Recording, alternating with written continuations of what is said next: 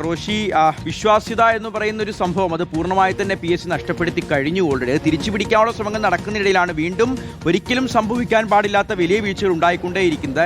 അടിസ്ഥാനപരമായി അറിയേണ്ട കാര്യങ്ങൾ പോലും അറിയാത്ത ഉദ്യോഗസ്ഥരെയൊക്കെയാണ് PSC പരീക്ഷയ്ക്കൊക്കെ നിയമിക്കുന്നത് എന്നുള്ളതാണ്. ഉച്ചയ്ക്ക് മുൻപ് ഉച്ചയ്ക്ക് ശേഷം നടത്തേണ്ട പരീക്ഷകൾ പോലും തിരിച്ചറിയാൻ കഴിയുന്നില്ല.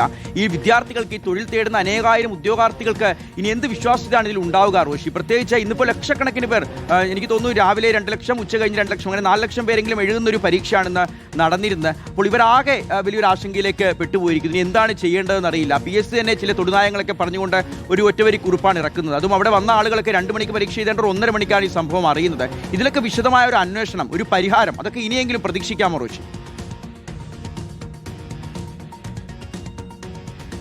ഷിഹാസ്, ഇത് ആദ്യമല്ല PSCയുടെ ചോദ്യക്കടലാസുകൾ ചോർന്നു പോകുന്നത്, അല്ലെങ്കിൽ സമാനമായി പരീക്ഷയുടെ ചോദ്യക്കടലാസുകൾ മാറി നൽകുന്നതും ആദ്യമല്ല.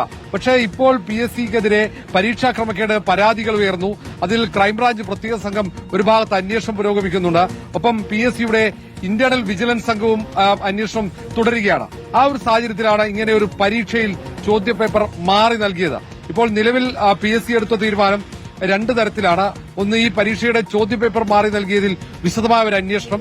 രണ്ടാമത്തേത്, ഒരു പരീക്ഷ റദ്ദാക്കി. ഇന്ന് രാവിലെ നടന്ന പരീക്ഷ പൂർണ്ണമായും റദ്ദാക്കിയിട്ടില്ല. അത് ഏത് സെന്ററിലാണോ ചോദ്യപേപ്പർ മാറി നൽകിയത് അവിടുത്തെ പരീക്ഷ മാത്രമാണ് റദ്ദാവുകയുള്ളൂ. അവിടെ പ്രത്യേകം പരീക്ഷ നടത്തേണ്ടി വരും. അതേസമയം ഉച്ച കഴിഞ്ഞുള്ള പരീക്ഷ പൂർണ്ണമായും റദ്ദാക്കുകയാണ്. കാരണം ആലപ്പുഴയിലെ ഒരു സെന്ററിൽ മാത്രമാണ് ഉച്ചയ്ക്കുള്ള പരീക്ഷയുടെ ചോദ്യപേപ്പർ രാവിലെ മാറി നൽകിയത്. കേരളത്തിലെ മറ്റ് സെന്ററുകളിലൊക്കെ രാവിലെ നടക്കേണ്ട ചോദ്യപേപ്പർ തന്നെയാണ് നൽകിയത്. അതുകൊണ്ട് അത് പൂർണ്ണമായും മാറ്റിവെക്കേണ്ടതില്ല എന്ന തീരുമാനമാണ് PSC എടുത്തത്. പക്ഷേ മറുഭാഗത്ത് വിശദമായ അന്വേഷണം, ഉദ്യോഗസ്ഥനെ പറ്റിയ പിഴവ്, അത് അതീവ ഗുരുതരമായി തന്നെയാണ് PSC കാണുന്നത്. പ്രത്യേകിച്ച് PSCയുടെ വിശ്വാസത്തെ വീണ്ടെടുക്കാൻ ക്രൈംബ്രാഞ്ചിന്റെ അന്വേഷണം വരെ സ്വാഗതം ചെയ്തുകൊണ്ട് വാർത്താക്കുറിപ്പിറക്കി 2 ദിവസം കഴിയുമ്പോഴാണ് ഈ പരീക്ഷ ചോദ്യപേപ്പർ മാറി നൽകുന്നത്. ഇവിടെ ചുമതലപ്പെട്ട ഉദ്യോഗസ്ഥന്മാർ ഇത് കൃത്യമായി പരിശോധിക്കുന്നില്ല എന്നതിന്റെ തെളിവ് കൂടിയാണിത്. അവർ ഗൌരവത്തോടെ ഈ പരീക്ഷയെ കാണുന്നില്ല എന്നതിന്റെ ഉത്തമ ഉദാഹരണമായി ഇന്നത്തെ ചോദ്യപേപ്പർ മാറി നൽകിയ സംഭവത്തെ കാണേണ്ടി വരും. കാരണം അത്രയും പ്രധാനപ്പെട്ട പരീക്ഷ, ഏതാണ്ട് 1 ലക്ഷത്തിലേറെ പേർ എഴുതുന്ന പരീക്ഷയാണ് ഇന്ന്. അങ്ങനെ അത്രയും പേർ പരീക്ഷ എഴുതാൻ സെന്ററുകളിലേക്ക് എത്തിയ സമയത്താണ് ഇത്രയും പെട്ടെന്ന് ഒടുവിലാണ് ഈ പരീക്ഷ മാറ്റിവെച്ചത്.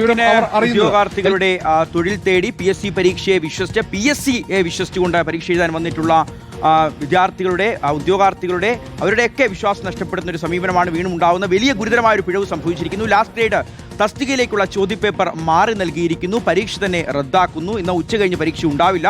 ആലപ്പുഴയിലെ ലജ്നത്ത് സ്കൂളിലാണ് ഈ ചോദ്യപേപ്പർ മാറി നൽകിയത്. 2 മണിക്ക് നടക്കേണ്ട പരീക്ഷ പൂർണ്ണമായും റദ്ദാക്കുകയാണ്. വിശദമായ അന്വേഷണം ഉണ്ടാകും എന്നുള്ളതാണ് എപ്പോഴത്തെയും പോലെ ഈ വിഷയത്തിലും PSC എടുക്കുന്ന നിലപാട്.